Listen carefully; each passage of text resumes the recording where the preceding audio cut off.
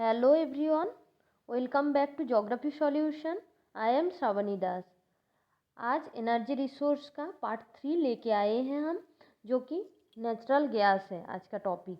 और वीडियो ले आने में थोड़ा देर हो गया क्योंकि मेरा तबीयत थोड़ा ख़राब था, इसलिए थोड़ा दिन लग गया ये वीडियो ले आने के लिए। अभी लगातार आप लोगों को वीडियो मिलता रहेगा। क्या है ना, आगे एक क्लास 10 का ज्योग्राफी है और ये सिलेबस आईसीएसई बोर्ड का है एंड सेकेंड सेमिस्टर में आने वाला है। आगे बढ़ने से पहले हम बोलना चाहते हैं कि यदि मेरा वीडियो पसंद आया है तो प्लीज़ लाइक शेयर सब्सक्राइब कीजिए। आप लोग ज़्यादा से ज़्यादा लाइक शेयर सब्सक्राइब करेंगे तो मुझे मोटिवेशन मिलता रहेगा, इसलिए हम और भी अच्छा वीडियो ले आते रहेंगे आप लोगों के लिए। Go to today's topic. आज का टॉपिक में क्या है हम थोड़ा देख लेते हैं क्विक। फर्स्ट में है characteristics of natural gas, then है distribution of natural gas, then uses of natural gas, disadvantages of natural gas, oil refineries in India, advantages of conventional source of energy, disadvantages of conventional source of energy. Then I go to natural gas. जो natural gas है ये most important source of energy है। जैसे coal and petroleum भी एक important conventional source of energy है, वैसे ही natural gas भी एक important conventional source of energy है। जो पेट्रोलियम जैसे ओरिजिन होता है, नेचुरल गैस भी सेम एक ही जैसे ही ओरिजिन होता है, दोनों का ओरिजिन सेम जगह से भी होता है। जो जैसे पेट्रोलियम का ओरिजिन होता है, हम प्रीवियस वीडियो में बोले हैं, प्रीवियस क्लास में कैसे पेट्रोलियम ओरिजिन होता है, वैसे सेम नेचुरल गैस का भी ओरिजिन सेम ही होता है। आज थोड़ा सा बोल देते हैं कैसे होता है। जो ओशन की बेड में, जो ओशन में बहुत लार्ज क्वांटिटीज़ में प्लांट एनिमल रहता है और माइक्रो ऑर्गेनिज्म रहता है, क्या होता है वो लार्ज क्वांटिटीज़ में सेडिमेंट के नीचे दब जाता है। और जो सेडिमेंट होता है वो लेयर बाय लेयर कंपोज होता है और उसके नीचे जो प्लांट एंड एनिमल होता है वो क्या होता है, वो हीट एंड प्रेशर की वजह से बहुत सालों बाद, मिलियंस ऑफ ईयर्स के बाद क्या होता है, वो पेट्रोलियम एंड नेचुरल गैस में कन्वर्ट होता है। एंड ये जो नेचुरल गैस है ये क्या है, non renewable source of energy है। Non renewable source of energy है। नॉन रिन्यूएबल सोर्स एनर्जी क्या होता है, हम बहुत बार बोले हैं प्रीवियस वीडियो में, ये क्या होता है ना, ये रिप्रोड्यूस नहीं होता है। हम लोग बहुत ज़्यादा यूज करेंगे, ये नियर फ्यूचर में बहुत जल्दी ख़त्म हो जाएगा। नॉन रिन्यूएबल मीन्स ये दोबारा प्रोड्यूस नहीं होता है। नेचुरल रिसोर्स इको फ्रेंडली है, ये यूज करेंगे तो हम लोग इन्वायरमेंट का डिग्रेडेशन का जो परिमाण होगा, जो क्वांटिटी होगा वो थोड़ा कम होगा। जो कोल एंड पेट्रोलियम यूज करने की वजह से इन्वायरमेंट का जो डिग्रेडेशन होता है वो बहुत ज़्यादा होता है, लेकिन हम लोग नेचुरल गैस यूज करेंगे तो उसका जो क्वांटिटी है वो बहुत कम होता है। इसलिए ये क्या है ना, इको फ्रेंडली है। नेचुरल गैस कहाँ मिलता है, नेचुरल गैस जो हम लोग क्रूड ऑयल ड्रिल करते हैं ना, उससे जो प्लेस में क्रूड ऑयल मिलता है एक ही साथ में नेचुरल गैस भी मिलता है। एंड देन जो नेचुरल गैस है वो क्या है, बहुत लाइटर है क्रूड ऑयल के हिसाब से। क्रूड ऑयल का एक वजन है, लेकिन नेचुरल गैस का जो वजन है वो क्रूड ऑयल से भी बहुत लाइटर है। इसलिए क्या होता है, हम लोग जब ऑयल ड्रिल करते हैं उस टाइम क्या होता है ना, पहले नेचुरल गैस बाहर आता है।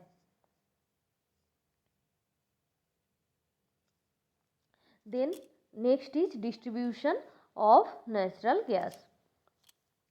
नेचुरल गैस कहाँ कहाँ मिलता है और हम लोग अभी जानेंगे, और कौन कौन इंडस्ट्रीज है और कौन कौन कंपनीज है जो ये नेचुरल गैस को डिस्कवर किया है। ये तो ऐसे ही खुद से ही बाहर नहीं आ गया, किसी ना किसी ने तो ये नेचुरल गैस का जो फील्ड है इसको डिस्कवर किया है। अभी जानेंगे कहाँ कहाँ नेचुरल गैस का फील्ड है। South basin, Mumbai high, gulf of Khambhat, Assam जो गैस फील्ड वो ONGC ने डिस्कवर्ड किया है। ONGC का फुल फॉर्म क्या है? Oil and natural gas corporation. ये ONGC जो है वो साउथ बेसिन मुंबई है, गल्फ ऑफ खंबात आसाम का जो गैस फील्ड है ये ONGC ने डिस्कवर्ड किया है। जो कृष्णा गोदावरी बेसिन का जो ऑयल फील्ड है ये रिलायंस इंडस्ट्रीज ने डिस्कवर किया है। देन राजस्थान का जो बाड़मेर डिस्ट्रिक्ट का जो गैस फील्ड है वो 2003 में डिस्कवर किया गया था।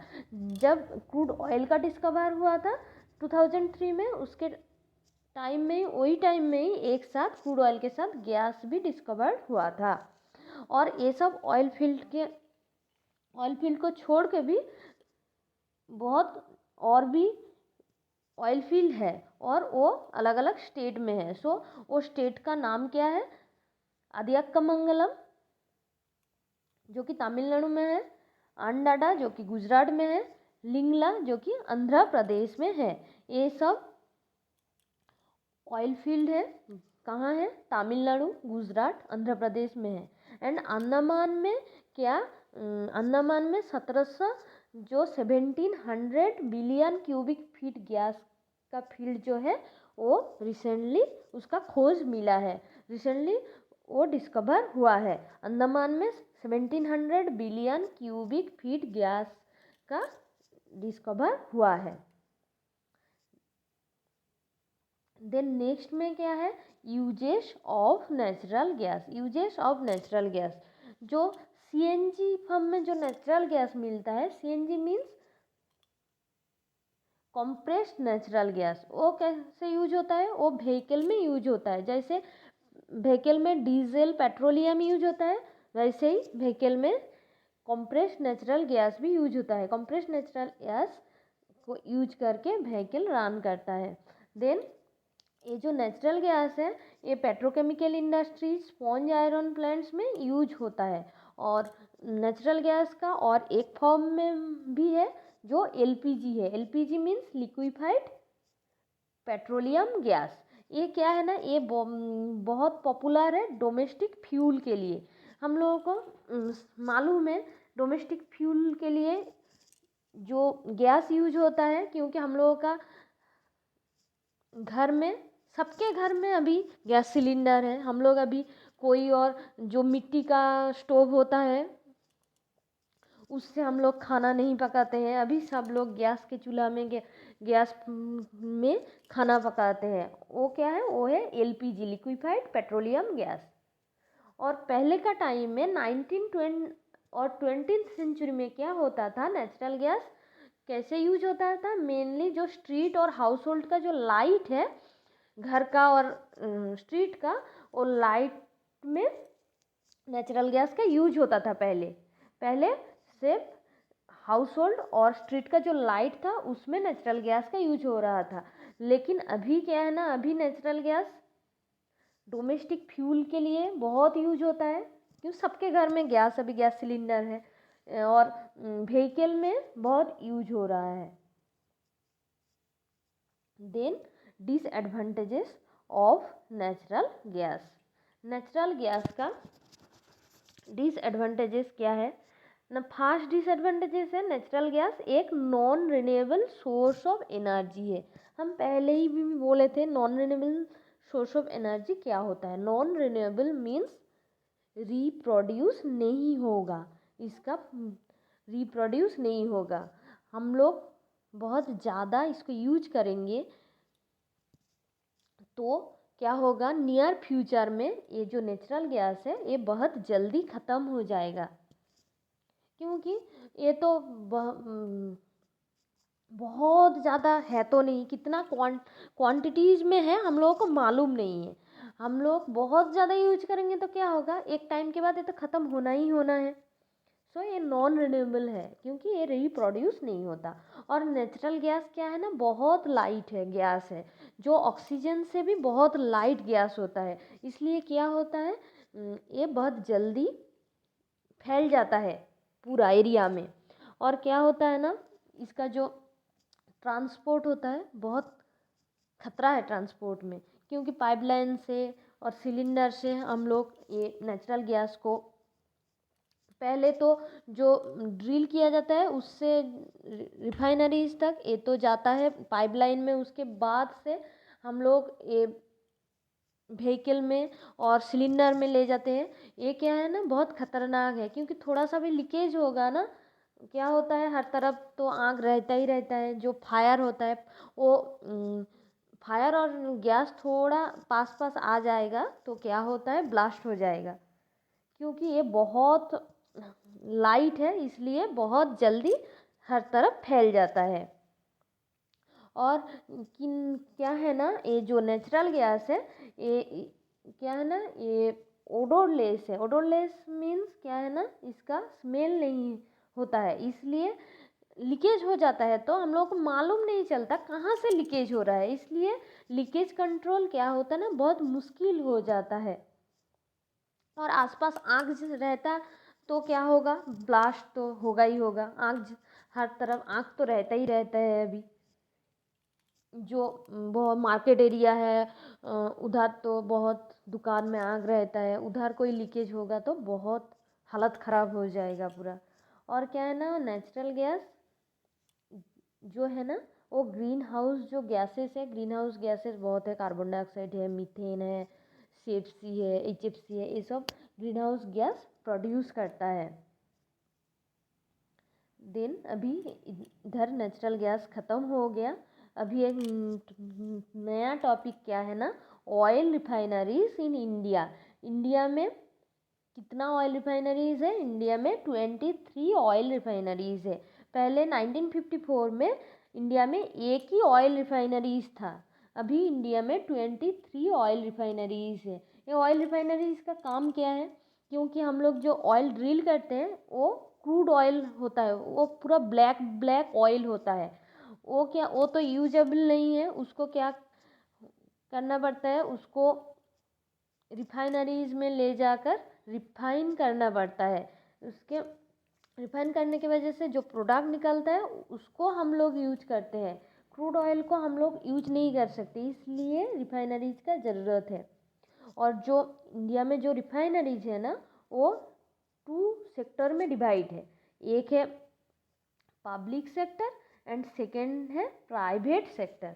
सो ये public sector and private sector क्या है, जो पब्लिक सेक्टर प्राइवेट सेक्टर क्या है, जो इंडस्ट्रीज़ है, इंडस्ट्रीज को 4 सेक्टर में डिवाइड किया गया। Public sector, private sector, cooperative sector and और एक सेक्टर है। सो ये इंडस्ट्रीज को 4 सेक्टर में डिवाइड किया गया। एंड ये फर्स्ट 2 है public sector and private sector. So public sector industries क्या है और प्राइवेट सेक्टर इंडस्ट्रीज क्या है। पब्लिक सेक्टर इंडस्ट्रीज उस इंडस्ट्रीज को हम लोग बोलेंगे जो क्या है ना, जिसका ओनरशिप सेंट्रल गवर्नमेंट या स्टेट गवर्नमेंट के पास है। ओनरशिप सेंट्रल गवर्नमेंट या स्टेट गवर्नमेंट के पास है, वही इंडस्ट्रीज को हम लोग पब्लिक सेक्टर इंडस्ट्रीज बोलेंगे। वो उसका रूल रेगुलेशन मेंटेनेंस सब या तो सेंट्रल गवर्नमेंट देखता है या तो स्टेट गवर्नमेंट देखता है। Then private sector industries, private sector industries हम कौन कौन सा इंडस्ट्रीज को बोलेंगे न, जो इंडस्ट्रीज का ओनरशिप कोई एक पर्सन के पास या ग्रुप ऑफ पर्सन्स के पास रहता है, वो रूल्स रेगुलेशन मेंटेनेंस या ये सब वो इंडस्ट्रीज का वो एक पीपल या ग्रुप ऑफ पीपल ही करेंगे, उसको बोलते हैं प्राइवेट सेक्टर इंडस्ट्रीज। सो आप लोग अभी समझ गए होंगे पब्लिक सेक्टर इंडस्ट्रीज और प्राइवेट सेक्टर इंडस्ट्रीज का डिफरेंस क्या है। पब्लिक सेक्टर इंडस्ट्रीज मीन्स उसका मेंटेनेंस और ओनरशिप रहेगा सेंट्रल गवर्नमेंट या स्टेट गवर्नमेंट के पास, और प्राइवेट सेक्टर इंडस्ट्रीज का मेंटेनेंस एंड ओनरशिप रहेगा कोई एक पीपल या ग्रुप ऑफ पीपल के पास। सो इंडिया में पब्लिक सेक्टर कौन कौन सा इंडस्ट्रीज है,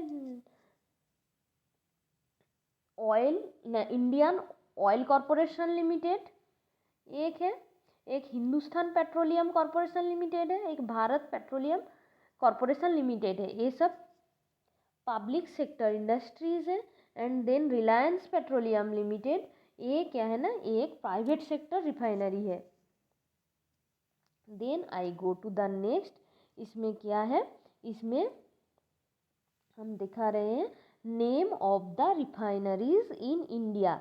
name of the refineries in India. India में कहाँ कहाँ रिफाइनरीज है, कौन कौन सा स्टेट में रिफाइनरीज है, और कैपेसिटी कितना है, कौन कौन सा प्राइवेट सेक्टर है या पब्लिक सेक्टर है, और कंपनी का नेम क्या है, और रिफाइनरी का नेम क्या है, और इधर सीरियल नंबर है। क्या हम प्रीवियस स्लाइड में बोले थे, टोटल 23 ऑयल रिफाइनरीज इंडिया में है।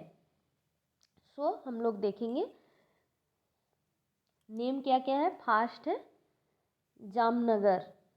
जामनगर गुजरात में, जामनगर में क्या है ना, 2 रिफाइनरीज है जो कि रिलायंस इंडस्ट्रीज लिमिटेड के अंडर में है, और एक है एक्सपोर्ट के लिए, एक है डोमेस्टिक मार्केट के लिए।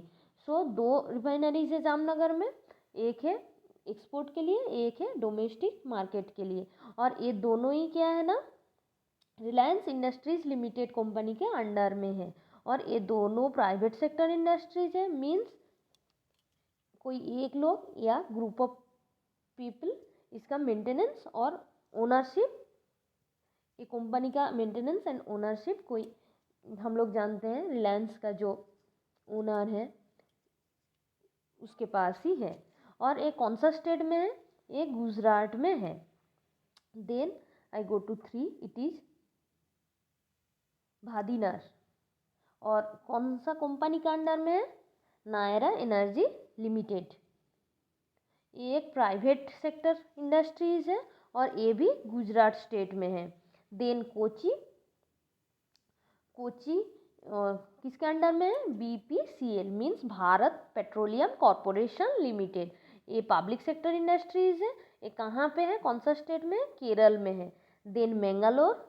मैंगलोर कौन सा कंपनी के अंडर में, ONGC। ONGC means oil and natural gas corporation, एक पब्लिक सेक्टर इंडस्ट्रीज है और कहाँ है, कर्नाटका में है। देन पारादीप। पारादीप किसके अंडर में है, IOCL। IOCL means Indian oil corporation limited, एक पब्लिक सेक्टर इंडस्ट्रीज है, ये ओडिशा में है। देन पानीपत। पानीपत किसके अंडर में है, IOCL के अंडर में है, Indian oil corporation limited. Then एक पब्लिक सेक्टर इंडस्ट्रीज है, ये हरियाणा में है। देन गुजरात। गुजरात भी IOCL के अंडर में ही है, ये पब्लिक सेक्टर इंडस्ट्रीज है। गुजरात रिफाइनरी, ये गुजरात स्टेट में है। देन क्या है ना, देन और एक है इधर नीचे 9 में है मुंबई। मुंबई इसके अंडर में है, BPCL। BPCL पहले ही बोले हैं, भारत पेट्रोलियम कॉरपोरेशन लिमिटेड, एक पब्लिक सेक्टर इंडस्ट्रीज है और ये महाराष्ट्र में है। देन नंबर 10 है गुरु Govind Singh refinery.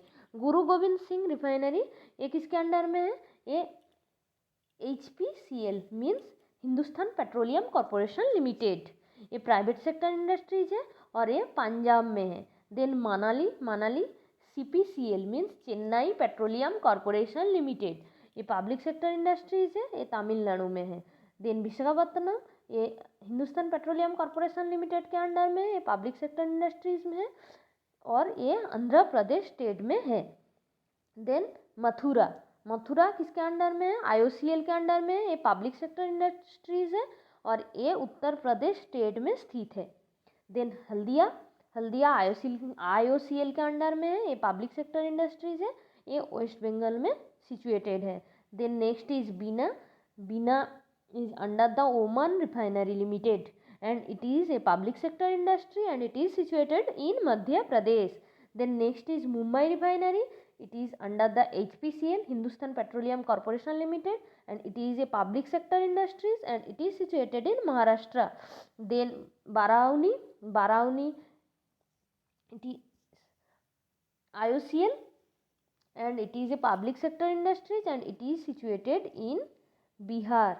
Then Numaligarh, it is under the government of Assam, it is public sector industries and it is situated in Assam. Then Bongaigaon, Guwahati, ये दोनों IOCL के अंडर में है, ये दोनों पब्लिक सेक्टर इंडस्ट्रीज है और ये दोनों आसाम स्टेट में है। देन नागापट्टनम किसके अंडर में है? CPCL means Chennai petroleum corporation limited, ये पब्लिक सेक्टर इंडस्ट्रीज है और ये तमिलनाडु में है। Then Digboi is under IOCL and it is a public sector industries and it is situated in Assam. Then Tatipaka, it is under the ONGC, Oil and Natural Gas Corporation, and it is a public sector industries and it is situated in Andhra Pradesh। I think आप लोग अच्छे से देख लिए हैं कहाँ कहाँ ये सब सिचुएटेड है। इंडिया में कितना ऑयल रिफाइनरीज है? इंडिया में 23 ऑयल रिफाइनरीज है और ये क्या है ना, ये ऑल ओवर इंडिया डिस्ट्रीब्यूटेड है। नेक्स्ट में हम देखेंगे इंडिया मैप में कहाँ कहाँ ऑयल रिफाइनरीज हैं। हम अभी तक देख रहे थे ऑयल रिफाइनरीज का नेम देख रहे थे, लेकिन अभी हम लोग क्या देखेंगे, कहाँ कहाँ ये सब ऑयल रिफाइनरीज सिचुएटेड है। आप लोग अभी इधर देखिए, इधर क्या है, इधर डिगबॉय है, इधर नुमालीगढ़ है, इधर गुवाहाटी है, इधर बोंगाईगांव है। ये सब क्या है ना, चार असम में चार है। अभी हम लोग देखे थे प्रीवियस स्लाइड में, ये चार असम से है। क्या है ना, डिगबॉय, नुमालीगढ़, गुवाहाटी एंड बोंगाईगांव, ये सब असम का चार ऑयल रिफाइनरीज है। सबसे पुराना ऑयल रिफाइनरीज क्या है? डिगबॉय है। एंड देन बिहार का क्या है, देखिए इधर स्टेट का नाम भी दिया है और रिफाइनरीज कहाँ है उसका नाम भी दिया हुआ है। आप लोगों का कितना इजी हो जाएगा, आप लोग देखेंगे तो स्टेट का नाम भी याद हो जाएगा। तो कौन सा स्टेट में है? बाराउनी, ये बिहार में है। इधर देखिए हल्दिया वेस्ट बंगाल में है। इधर पारादीप जो उड़ीसा में है। इधर विशाखापत्तनम एंड तातीपाका, ये क्या है ना, ये आंध्र प्रदेश में है। इधर जो मनाली एंड नागापट्टनम, ये कहाँ है? ये तमिलनाडु में है। ये कोची केरल में है। ये मैंगलोर कर्नाटका में है। मुंबई महाराष्ट्र में है। और इधर देखिए गुजरात में तीन है आसपास, जामनगर, कोयाली एंड भादीनार। देन इधर बाड़मेर में है जो राजस्थान में है। मथुरा यूपी में है। पानीपत हरियाणा में है। एंड देन भातिंडा जो कि पंजाब में है। आई थिंक आप लोग बहुत अच्छे से देख लिए होंगे पोजीशन कहाँ कहाँ में है। प्रीवियस स्लाइड में हम बोल दिए हैं स्टेट एंड नेम बोल दिए हैं, लेकिन अभी आप लोग अच्छे से इंडिया मैप में देख लेंगे तो आप लोगों का दिमाग में एक पिक्चर रहेगा, आप लोगों को जल्दी से याद हो जाएगा ये सब कौन सा स्टेट में कौन सा ऑयल रिफाइनरीज है। Then I go to next क्या है ना, advantages of conventional source of energy. अब तक हम लोग कॉन्वेंशनल सोर्स ऑफ एनर्जी का ये लास्ट वीडियो है। इसके पहले दो वीडियो हम दे चुके हैं। दो वीडियो में क्या, कोल एंड पेट्रोलियम था। तो इसमें क्या है, इसमें नेचुरल गैस है। और अभी हम लोग देखेंगे कि कॉन्वेंशनल जो एनर्जी का सोर्स है उसका एडवांटेजेस क्या क्या है।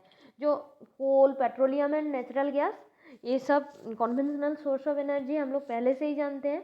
और ये क्या है ना, ये थोड़ा चीप है, सस्ता है और ये बहुत थोड़ा इजी होता है इसको प्रोड्यूस करना और यूज करना, क्योंकि जो non conventional source of energy होता है वो प्रोड्यूस करने के लिए और यूज करने के लिए थोड़ा कॉस्टली हो जाता है। क्योंकि ये सब क्या है ना, ये सब है पहले से नेचर में, हम लोग से माइनिंग करेंगे और यूज करेंगे, लेकिन उसको प्रोड्यूस करना पड़ता है, इसलिए वो थोड़ा कॉस्टली हो जाता है। और ये सब कन्वेंशनल सोर्स ऑफ एनर्जी क्या है, वाइडली अवेलेबल है और अफोर्डेबल भी है। अफोर्डेबल नहीं होता तो हम लोगों का घर घर में अभी गैस सिलेंडर नहीं होता। अफोर्डेबल है बोल कर कि अफोर्डेबल है इसलिए हम लोग उसको यूज कर पा रहे हैं, गैस में खाना पका पा रहे हैं, अफोर्डेबल है इसलिए। और ये क्या है ना, रिलेटिवली सस्ता है, इसको एनर्जी में कन्वर्ट करना, इसको माइन करना रिलेटिवली सस्ता है। और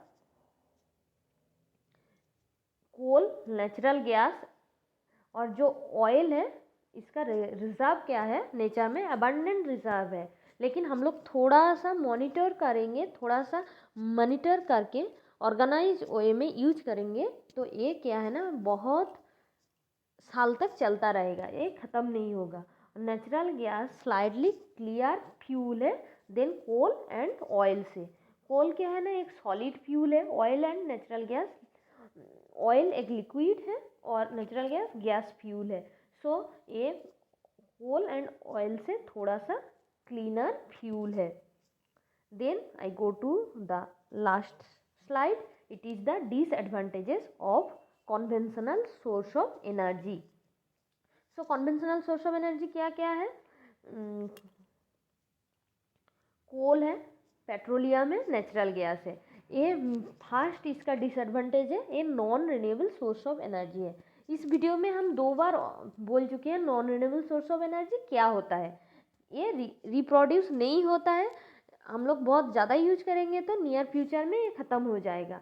और जो फॉसिल फ्यूल होता है वो हम लोग बर्न करेंगे तो क्या जनरेट होगा, sulphuric, carbonic and nitric acid generate होगा। और ये क्या है ना, मेन एसिड है, एसिड रेन का मेन जो एलिमेंट है, ये सब सल्फ्यूरिक एसिड, नाइट्रिक एसिड, ये मेन एलिमेंट एसिड रेन का है। एंड देन हम लोग जो फॉसिल फ्यूल है मीन्स जो कोल है, पेट्रोलियम है, उसका हम लोग बर्न करेंगे तो ये क्या होगा, ये एनवायरनमेंट में जो हार्मफुल रेडियो एक्टिव मटेरियल होता है, मेनली जो यूरेनियम, थोरियम होता है, ये एटमॉस्फेयर में रिलीज होता है। इसके वजह से क्या होता है, एयर पॉल्यूशन बहुत ज़्यादा होता है। और जो ऑयल रिफाइनरीज होता है वो क्या करता है, वो एयर एंड वाटर पॉल्यूशन करता है, क्योंकि ऑयल रिफाइनरीज में बहुत ज़्यादा गैस रिलीज होता है, इससे एयर पॉल्यूशन होता है। और जो वेस्ट मटेरियल होता है, वेस्ट मटेरियल वो क्या होता है, वो वाटर में जाके मिलता है, इसलिए वाटर पॉल्यूशन भी बहुत ज़्यादा होता है।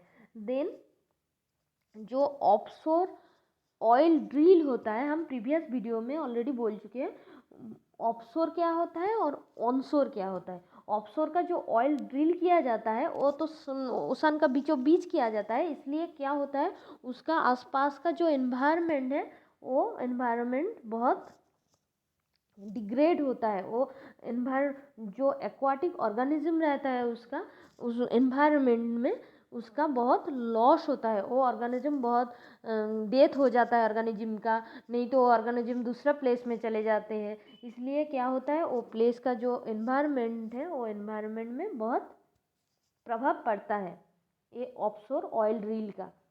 देन ये जो फॉसिल फ्यूल है उसको बर्निंग करने से क्या होता है, बहुत कार्बन डाइऑक्साइड बहुत ज़्यादा कार्बन डाइऑक्साइड जो रिलीज होता है एटमॉस्फेयर में। और जितना ज़्यादा कार्बन डाइऑक्साइड एटमॉस्फेयर में रिलीज होगा और कार्बन डाइऑक्साइड का कॉन्सेंट्रेशन एटमॉस्फेयर में जितना ज़्यादा होगा वो क्या होगा, वो ग्लोबल टेम्परेचर इतना ज़्यादा इंक्रीज होगा। क्योंकि हम लोगों को मालूम है ये जो कार्बन डाइऑक्साइड है ये मेन कल्प्रिट है, ग्रीन जो ग्लोबल वार्मिंग का मेन कल्प्रिट है। So that's all for today. अभी नेक्स्ट वीडियो में हम जो non conventional source of energy है वो सब ले आते रहेंगे। सो आपका ये वीडियो आपको पसंद आया है तो प्लीज़ लाइक शेयर और कीजिए और मेरे चैनल को सब्सक्राइब कीजिए। So thank you for watching, that's all for today, thank you, have a good day.